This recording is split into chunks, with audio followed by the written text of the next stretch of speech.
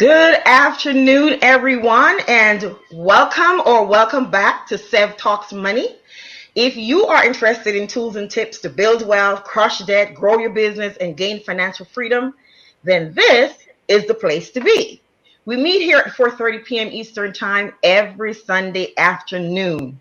And today we are joined by a special guest, and we're going to be talking entrepreneurship and books.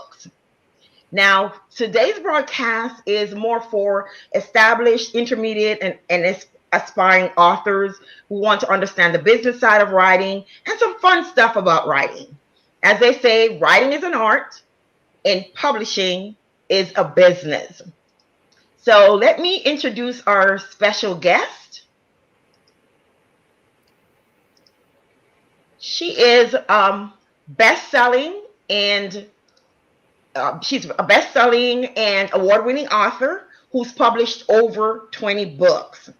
She writes romance as Patricia Sargeant and Regina Hart, and mysteries as Olivia Matthews.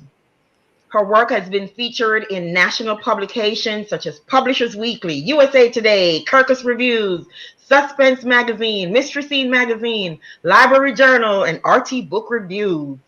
Exciting stuff.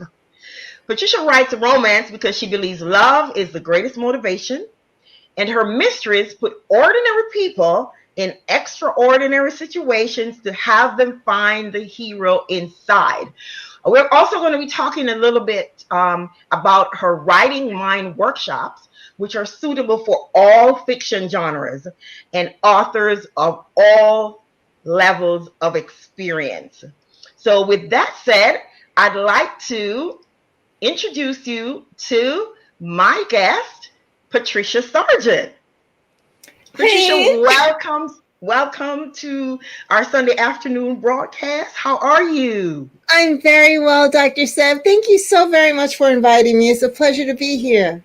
Oh, it was my pleasure. When I started thinking about who could I invite as part of our Women in Business series, and I wanted to bring in different types of businesses, and as an author, your name was the first one that prompted my book, and maybe because I read nearly all of your books and enjoyed them, I don't know, but you're one of the first ones that popped into my mind, and because of your spirit, you have such a sweet spirit, and you write such awesome books. I had no choice but to invite you, and I'm glad you accepted the invitation.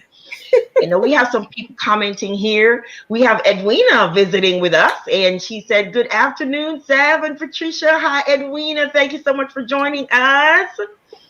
And we have Beverly Harper, one of my great friends. We worked together many years ago, and she's faithful in attending these Sunday afternoon sessions. Hi, Beverly. Thank you so much for joining us.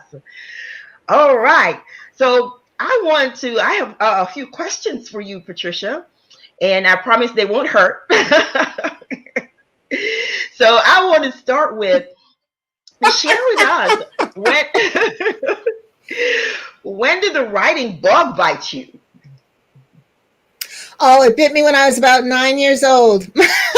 My sister and I, my sister used to take me with her to the library every Saturday, and we would get some books and then bring the books back and read them during the week, and then the next weekend we would return them. And I just loved the stories, and I thought one day I would like to write a story that makes people feel the way that these books make me feel. Awesome. Decades ago. I know. I can remember. I'm a bookaholic too, so I can remember my days of reading, and I was reading books that I wasn't supposed to read. I was in the adult section because in Jamaica you have the adult section of the book of the library, and in the kids section. And I had pretty much like nearly devoured all of the books from that section. I was like ready for those. And the librarian was so nice. She had allowed me to take more books than I was supposed to check out from the adult section. So I know exactly what you're talking about with the feeling that reading those books bring. And you certainly bring, your books certainly evoke a lot of feelings. I have cried. I have laughed. I have fussed at the characters. So yes, I have certainly enjoyed your books. Now, thank you very, very much. You are very welcome. Now, tell us a little bit about you and the business of being an author, and especially about the Writing Mind Workshop. What can somebody who signs up for the Writing Mind Workshop expect, and how do you see yourself in the business of being an author? Oh, my pleasure. Starting with the Writing Mind Workshop, and thank you very much for asking. As you have mentioned, these workshops are designed for beginner, intermediate, and advanced authors, people who are aspiring to write stories, as well as people who have already been published successfully. I have been told, so it's not just me saying this, that they get something from the workshops, whether it's a new way of looking at a writing technique or if it's a new to them writing technique. I offer workshops in plotting your story, in developing your story idea, and in developing your characters and characterization. And the tools that I explore during each of these, right now there are 3 workshops. 2 of them I do online, like in writing chats, and others I do through video conferences with library and other book institutions. The tools that I offer during these workshops, authors don't have to use all of them to get something from the workshop. They could pick and choose the tools, because every story is developed in a different way, and every author writes in a different way. And sometimes I can approach different books in different ways. So this is all about flexibility. Awesome. And I'm sure those, I saw that Sandy Edwards joined us. Hi, Sandy. She just published her first book, a little bit about her story, some things she went through, and how she was able to come out of it, and now is able to share her story and encourage others who've been in that place that she's been. And for you, for those of you who are joining, you can check out my interview with her. We did a couple of broadcasts that's in my video library. So you can go ahead and check out my interview with Sandy Edwards. Wonderful. So tell us, do you have any projects? I know you said 2 of the workshops are online, so I guess that may be ongoing. Any books that you have? For me, the bookaholic, I want to know any books that you have in the works, any upcoming workshops that you have, and how can someone sign up for your workshops? Oh, thank you for asking. First, I'm on LinkedIn, and several times a month, like twice a month, I post writing tip articles on my LinkedIn profile. And if you, I make announcements about my workshops primarily on LinkedIn, also on Twitter and Facebook, but primarily on LinkedIn, because my Twitter and Facebook communities, I like to chat with readers and other authors on those communities. It's not so much about my writing workshop there. And I do have to update my website with my upcoming writing workshop schedule. I'm a little bit behind there.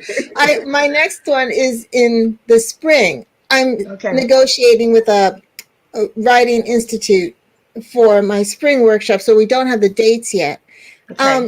Regarding the books, I have a new mystery coming out March 2021. It's Okay. called Murder by Page One, a Peach Coast Library Mystery. And I pay homage to librarians in that story. And hopefully by December, fingers crossed, I'll have my 5th Brooklyn Monarchs contemporary sports romance book available. Okay. I've been pushed back a lot on the schedule because of my traditional contract and some other things that are going on that has pushed me off. But hopefully by December 2020, the 5th Monarchs book will be out. That's Game Time Decision. And then March 2021, Murder by Page One. Okay. Dead bodies. Yeah. Hi, Scylla. Thank you for joining us.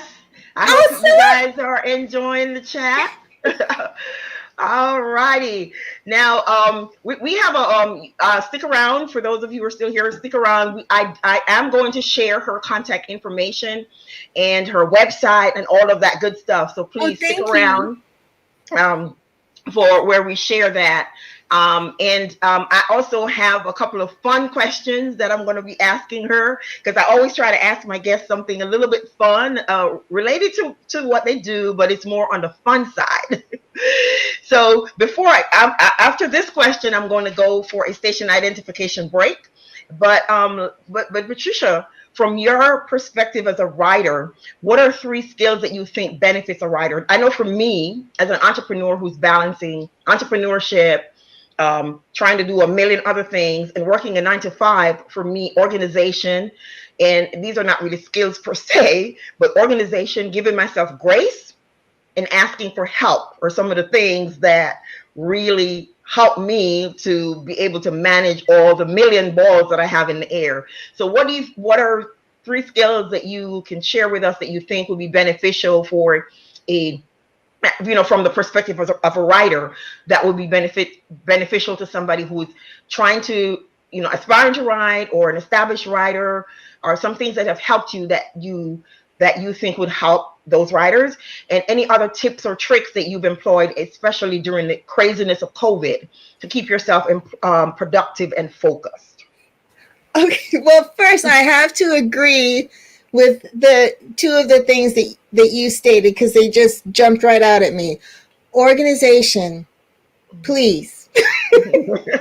we have to stay organized. And me of all people saying something like that, but we do have to stay organized. It's very easy to get confused when you have a proposal on one project going out and a draft of another manuscript going out, and then a copy edits for a 3rd manuscript going out. It's very easy to get confused. Mm-hmm. So you really need to be organized and to do your very best to stick to a schedule, because once you fall off of your schedule, everything snowballs. And I have fallen off of my schedules more times than I would like to remember. And so I'm writing a draft on one, and I need to hit a certain date so that I could get the draft off of my plate and work on the copy edits for another one, and then boop, there it is. And everything just snowballs from there.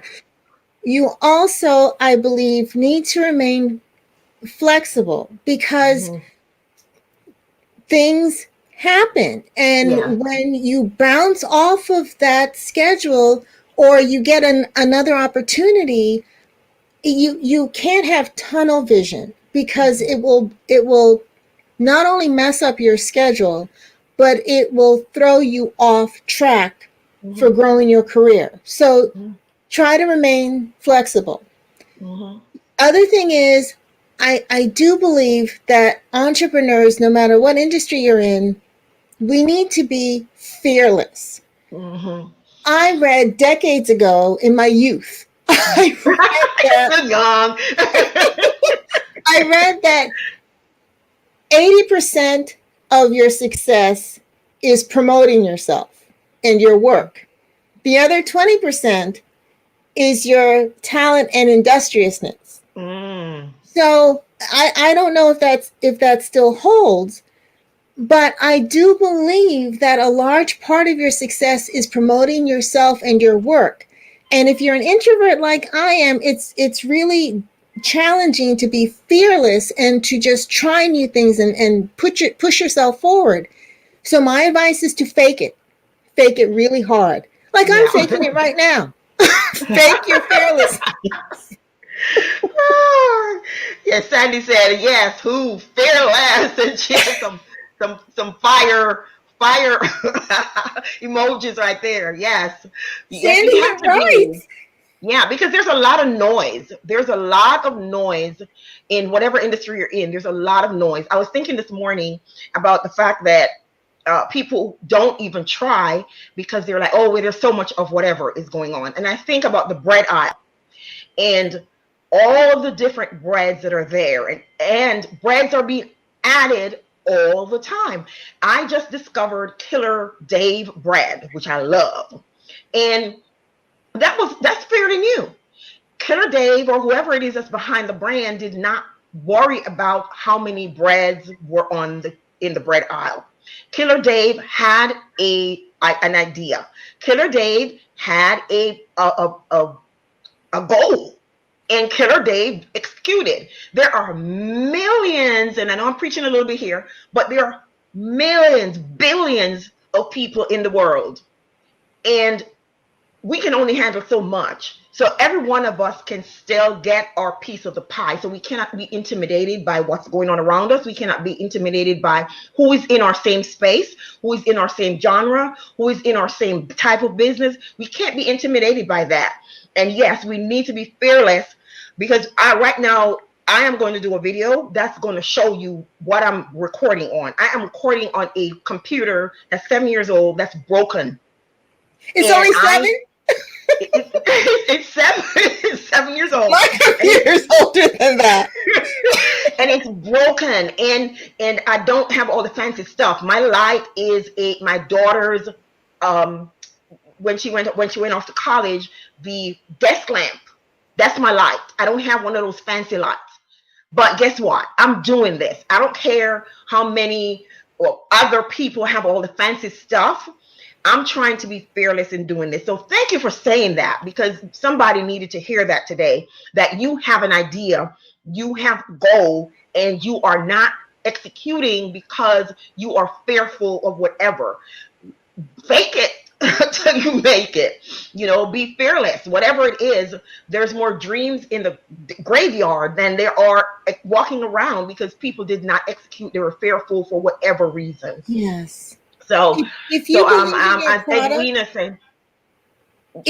believe in your product, if you believe in what you want to do, fake it. Yes. Competence bring confidence. And in order for you to execute, you have to make sure you're competent. And for me, my thing is personal finance. I consume more than I put out. I'm always reading personal finance stuff. So whatever it is your goal is, and whatever it is that you want to do, get involved, join groups, do whatever, and learn and learn and learn. I mean, no matter how much I learn, I never ever know enough. So somebody out there who's wanting to try, yes, please. And as Edwina said, she said, these are some great life tips for people in almost every career and who aren't authors. And yes, heck, even retirees like me can utilize those tips. Thanks for that comment, Edwina. Yeah. Mm-hmm. I agree with her. Yes, very true. Yes. So we're going to do our station identification break, what I call our station identification break. And once we do that, we're going to come back with a round of fun questions. So for those who are seeing a red subscribe button, guess what that means? You haven't subscribed to my channel. What are you waiting on? So please subscribe so you can hear more fun content like this. And please share also. If you are enjoying this broadcast, share so that other people will know about it.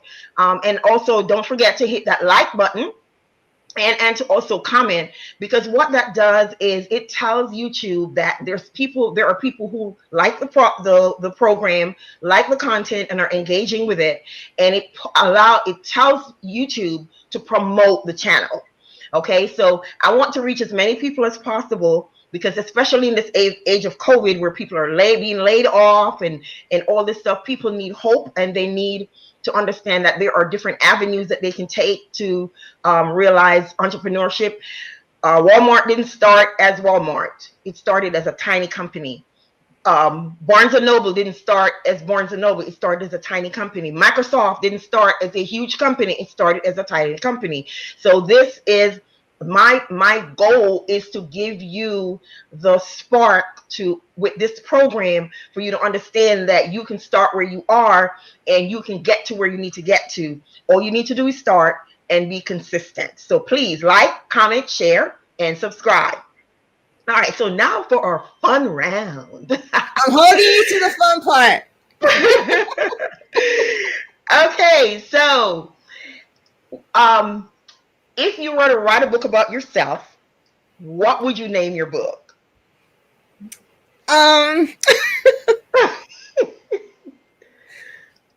The first thing that came to my mind was, can I get a do-over?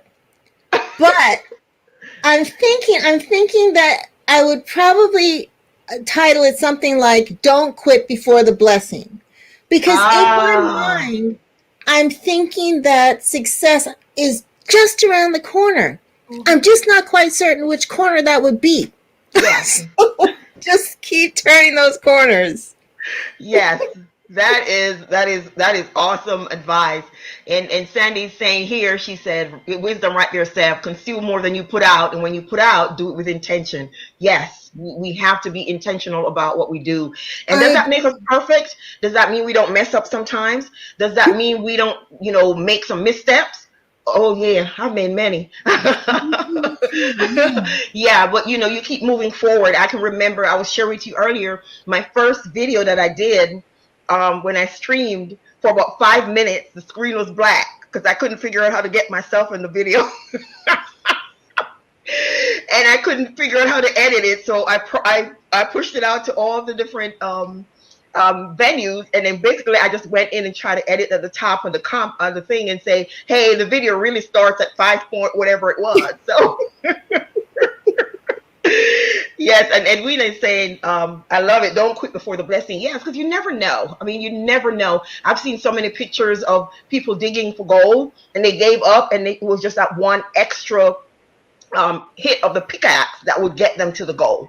So we are, as long as we have breath in our bodies, we have to continue to push and never quit. Because even in the journey, there's a blessing even in the journey. Right. Yeah, so, all right, so here's my next fun question. If someone narrated your life story, who would you want it to be and why? If someone, what? One more time. If someone narrated your life story, who would you want it to be and why? Who would I want to narrate my life story? I think that I would want it to be someone with humor. I can't quite think of a person right now, but like maybe Joyanne Reid, the commentator, the anchor from MSNBC, because I would like for them to infuse some humor. There's always an upside to everything. No matter what you trip over, just you didn't fall on your face, right? Just straighten up and let's move on. Yeah. Oh, I didn't even see Sandy's message here, and this humor part comes right in handy. She said, "Aye, speak in tongues. Don't quit before the blessing." That's infusing humor right there, but it's still truth. All right, so this one is more not so much fun, but I know you've gone the traditional route, and you're also self-published. So can you share some pros and cons of both of those? Oh, absolutely. And actually, there are pros and cons of both. But truly, I personally think it works best when you do it together. Because on the traditional side, you get the money up front. But the traditional calendar, the traditional clock moves so slowly that there's a rather lengthy stretch of time when you are without infusion. Yeah. Whereas on the indie side, for example, Amazon pays every month, and Barnes and Noble and Ingram Sparks pay quarterly. And you can also get copies of your own books and sell them during book fairs and festivals or craft fairs. So they complement each other. On the traditional side, you have a broader distribution, so you hope more people will find you. And then while you're waiting for your next traditional book to come out, you have your independent books that hopefully the people who read your traditional books will cross over and read those independent books. So they work in concert, I think. With the traditional book, you're writing and the publisher gets the copy editors together, they get the cover designer together, they file the copyright, and they do the fulfillment. On the independent side, you're in charge of all of that and 100% of the advertising. Okay. But although it's costly, you're in control. Yeah. So some covers that you may think are highly unfortunate, you wouldn't have to accept, for example. You can come up with your own covers. Yeah. And some copy editors who you may disagree with, you don't have to listen to them. You write the character the way you want the character to be. Yeah. So there are pros and cons. Okay. Now, any other tips that we possibly didn't share before I share your contact information?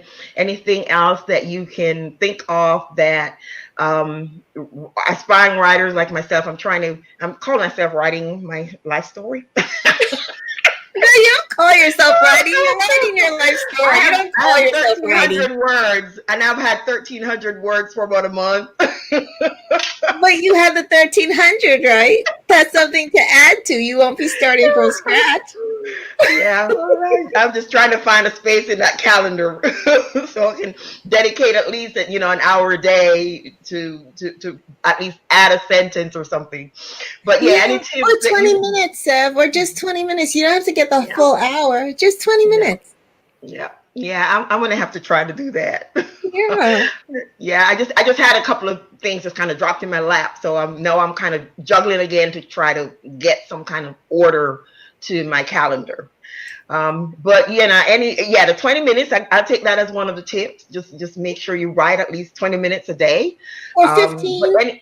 Or 15. Yeah. And what I found, I'll let you share your any other tips, but I discovered through somebody I follow, Pat Flynn.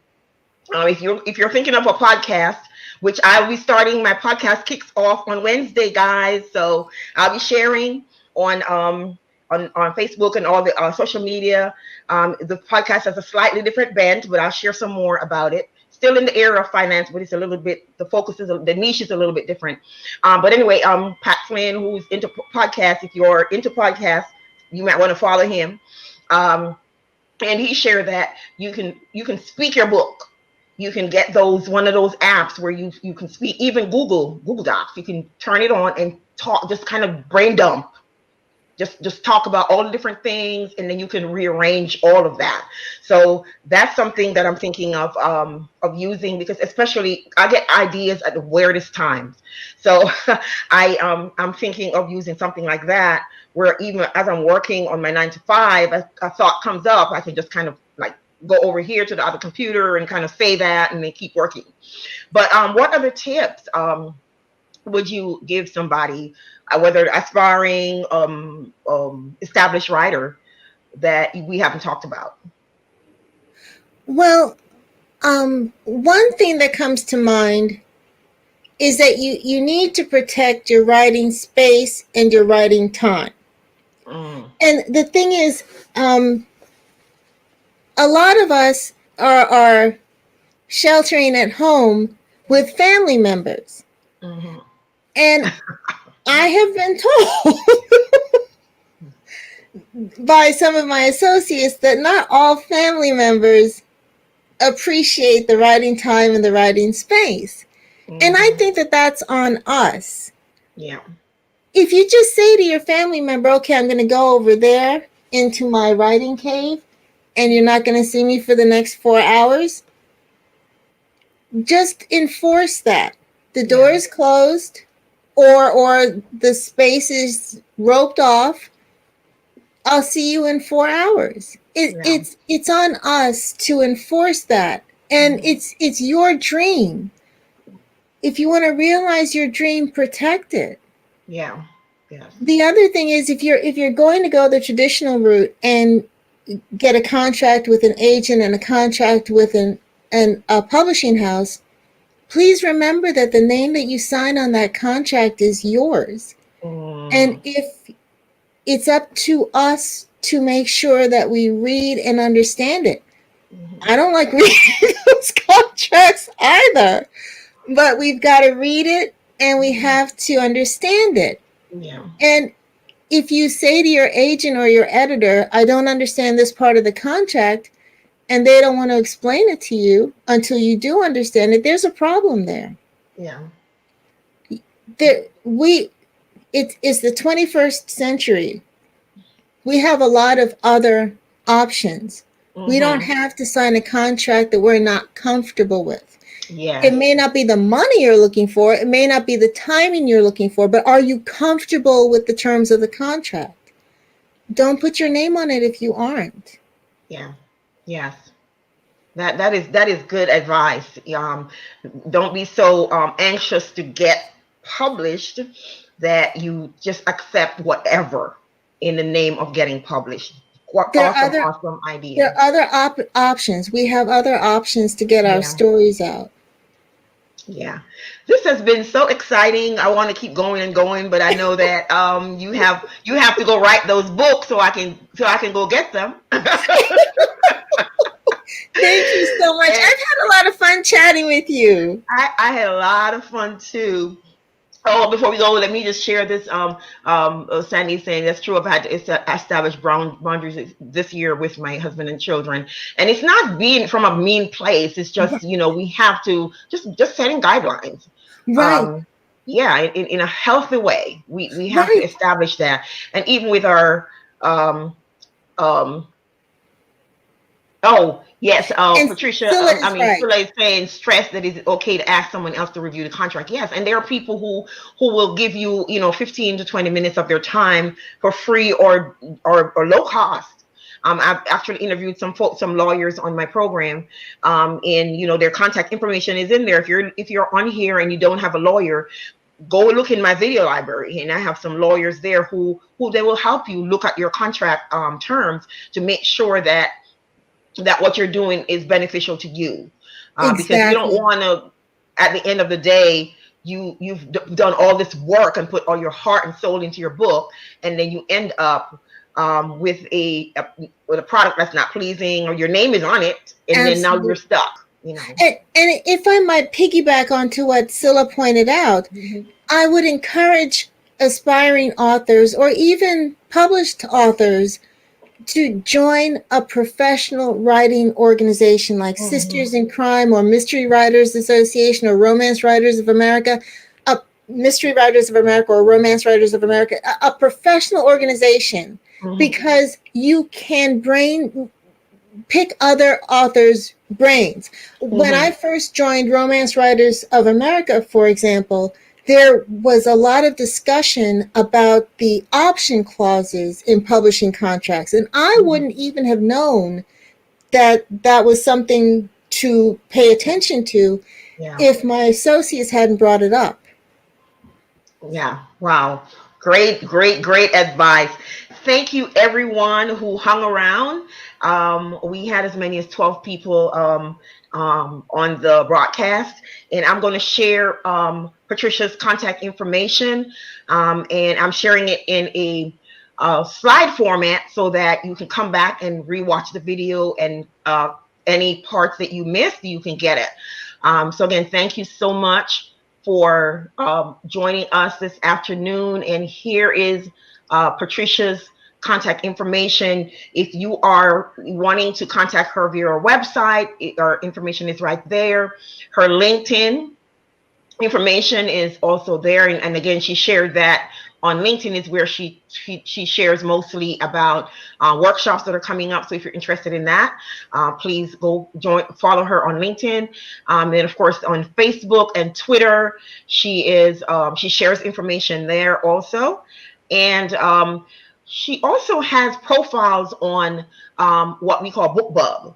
And I actually am signed up for BookBub. I get a lot of books, notices you can select what genre you want to get notice on for books that are coming out. You get free, discounted, and full price books. You'll get a notice on all of that in your email.